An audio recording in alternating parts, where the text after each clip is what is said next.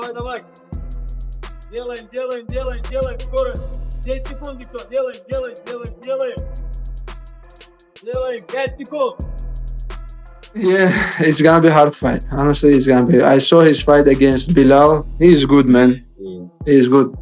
When he beginning fighting in UFC, he had problem with the wrestling, but now he's improved because I see he training a lot with the wrestlers, with the grapplers, and that's why he's a champion right now, and he's good everywhere. Islam Makhachev has officially kicked off his November fight camp, where he's set to face Jack Della Maddalena.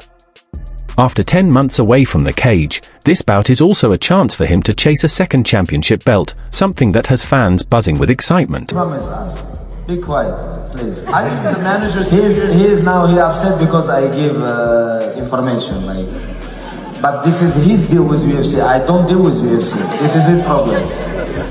But we have deal with them. He's gonna fight in Madison Square Garden, and they say yes. Sonnen pointed out that people aren't realizing just how competitive this fight actually is. Islam always commands respect, but this time there's more doubt being placed on Jack, which Sonnen finds unusual, since it's normally the challenger who's questioned, not the champion. Islam is headed to Madison Square Garden to fight Jack Della Maddalena, according to Khabib. We have deal with them. He's gonna fight in Madison Square Garden, and they say yes. It's a lot closer match than you think it is. We understand Islam. He's the most famous Muslim athlete in the world. He's going for basically a history maker. We don't question him. Jack is the one being questioned. How in the hell you gonna question the guy with the belt? Nan said that moving up to welterweight is a risky move. If Islam loses, it will be hard to return to lightweight, and starting at 170 pounds is no easy task. Sonnen believes Islam's camp is fully prepared to win, but they might not have fully considered the long-term consequences. I mean, what an incredibly difficult position to put Islam in if he loses. Now you're going to have a choice. Are you going to run back to 55, which, by the way, isn't the way you left it? There's a new king. Or do you start reclaiming the ladder at 170? It's an interesting question. Not one that I believe Team Islam is considering. I believe they are expecting to win. Khabib Nurmagomedov believes Islam only has 1 or 2 years left in his career. He stressed the importance of choosing the right time to retire, preferably before turning 35. Staying too long, he warned, can lead to unnecessary damage. Jokingly, he added that driving Uber would be better than hanging around the sport for too long. Islam, maybe, my honest opinion, 1.5 to 2 years, because age is gonna be October 34. Nobody gonna be sent. When time comes, they don't ask what's your name. Of course, I finished when I was 32. I don't even begin. Because I have this situation in my life, that's why. But when you become 35, you need to start doing this. Because leave this sport for young guys. Because when you become 35 and you don't finish, somebody gonna finish you. Why? It's better to finish. Why? After 35, you're never gonna be same. People can talk whatever they want. When you pass your prime, you're gonna fight only for money. Like Allah give you 7 years, for example. You finish 40. And last 5 years, you was fight only for money, but they knock you out 10 times. For what?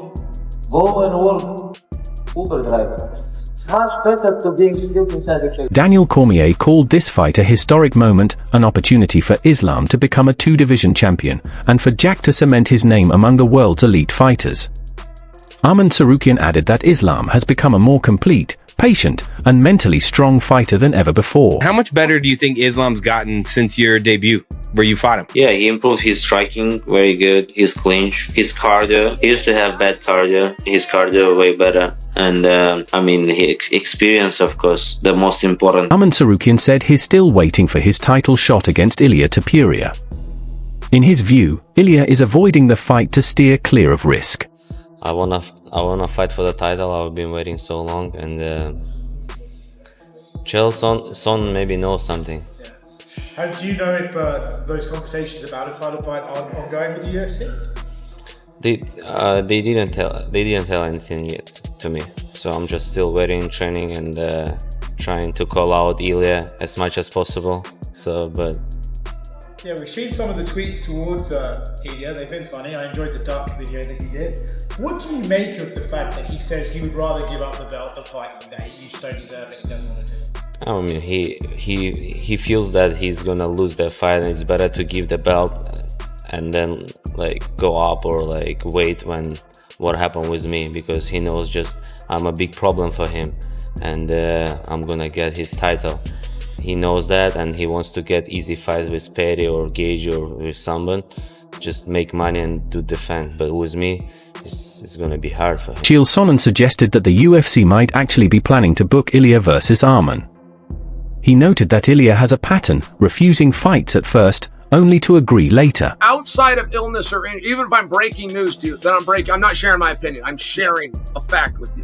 It's Arman versus Ilya. That is 100% the plan. What makes you so confident, 100% sure it's going to be Arman Tsarukyan getting the shot? I've said that, I'm pretty sure I said I'd eat that hat behind me if his next fight was for a title, just because it seems so grim, Chael. Sure. What has changed? Well, there's a couple things. I mean, first off, I'm obviously coming to you with information, whether I should have or I shouldn't. Secondly, I was the best man in his wedding. His name's Daryl Christian, and he's the wrestling coach of Arman Tsarukyan. Third, I just spoke to Coach Cal. I wanted to come out and I wanted to film Chimaev training, and it turns out that Tsarukyan's in the room. Chael believes Ilya's initial refusal is actually a sign that the fight will happen. According to him, it's just a way of building hype. A bigger tell also was what Ilya did a week ago, which is said, I don't want to fight. And the greats always, they don't even know they have it. They don't even, coaches will break them down. It's the same with technique. A coach will have to break, hey, he slips here before he throws the hook. Chuck Liddell had a big thing that he would blink before he threw punches. I'm just sharing, like, everybody has something that gets them going. Your job is to go find out what it is, but it's not any different in promotion. Ilya's first move for doing a fight is to deny the fight. The only person that he's ever openly said, I'll fight, is Patty. Everybody else that he's getting ready to fight, he denies. It's just his approach. Anderson. Chael compared Ilya's approach to Anderson Silva's promotional style, first rejecting a fight, then agreeing, then mentioning an injury, and finally confirming the matchup. Anderson would always deny the fight. He'd let that run for about 2 weeks. He would then accept the fight. He would let that run for about a month. He would then slip an injury report to the media. Where you think the fight is off, it's not going to happen. He'd get his run out of that, and then he'd come out and tell everybody I'm fine and it's on. I'm only sharing, that was his system. 100% of his fights, he built the same way.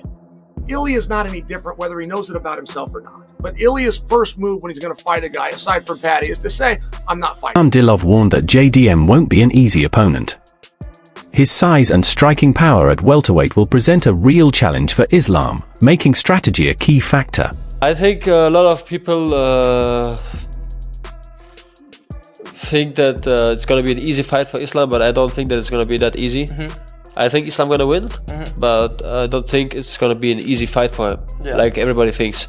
Because Islam is maybe big for lightweight, but he's not big for welterweight. Yeah, exactly. You know?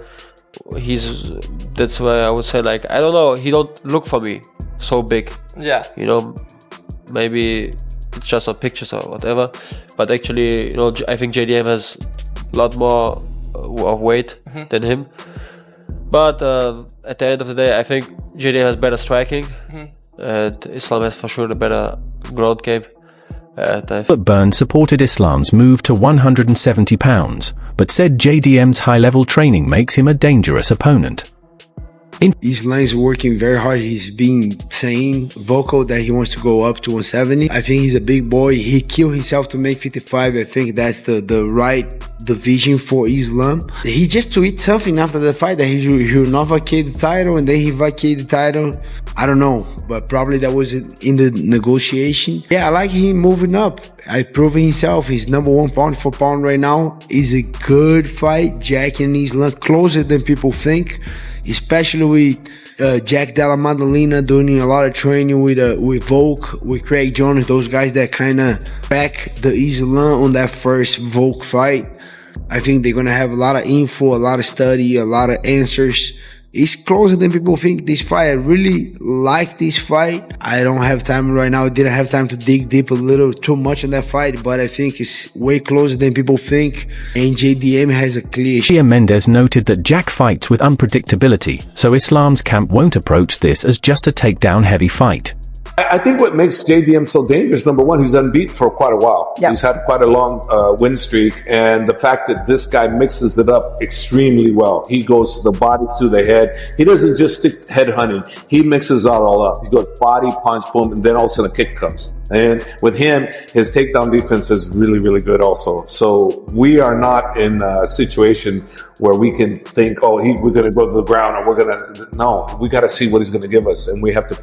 Probably we're going to have to make him give us something, because I don't know if he's going to. He's really that. Also believes Islam's calmness and fight IQ will be a new kind of challenge for Jack, and that Islam is physically prepared for welterweight. You know, Islam is a whole different animal than the Jack's ever been involved with. So if that fight does materialize, we're going to see a hell of a fight, and you're going to see Islam perform at an absolute incredible level. And also, the weight is not super big for him either. So he's going to be a fairly decent welterweight. So Islam won't be a small guy.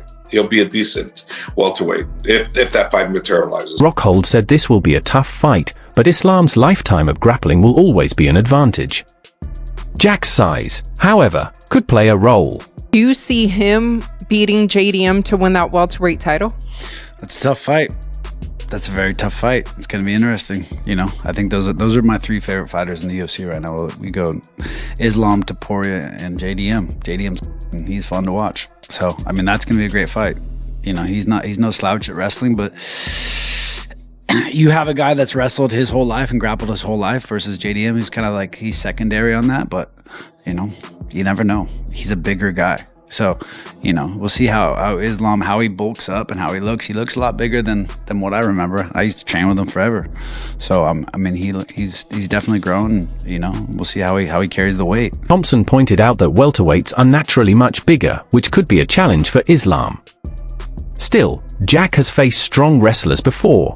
I don't know, man. When you're going up to the welterweight division, those are some big boys. And I know Islam Makhachev walks around fairly heavy, but a lot of these 170s, they walk around real heavy. I'm talking about, over 205, 210 to the 215. Some of the guys that I faced would walk around at that weight. I think like the height, I think they might be the same height. I think JDM might be a little taller, but when it comes to those guys and their strength, Islam, I think, is going to have a tough time. Now, do I think he could get it done? Yes. I think he's that good of a grappler. But like I said, JDM has faced some of the best welterweight grapplers and wrestlers in the division. Bilal being one of them. I think it's going to be a tough night for him. I would like to see Islam fight Topuria. That's just me. I would love to see that fight happen. But if he comes up, we'll see what the UFC gets behind. And we all know you got to convince the UFC to make it happen. And you do that first by getting on Twitter, shouting it out, and get people talking about it. And that's what Islam did. So we'll see if that fight happens with JDM. Whitaker said Jack's body shots and boxing could disrupt Islam's rhythm. Why does JDM beat Islam in your opinion? I can see the fight playing out very much like it did with Volt. But Jack's bigger. He's got a different frame. He's a hard dude to try and hold down. I think his jiu-jitsu is very underrated. He has good jiu-jitsu. Who give him? Not to mention, Jack has really good hand. If he can works the body, which makes it harder to shoot on, to give Islam.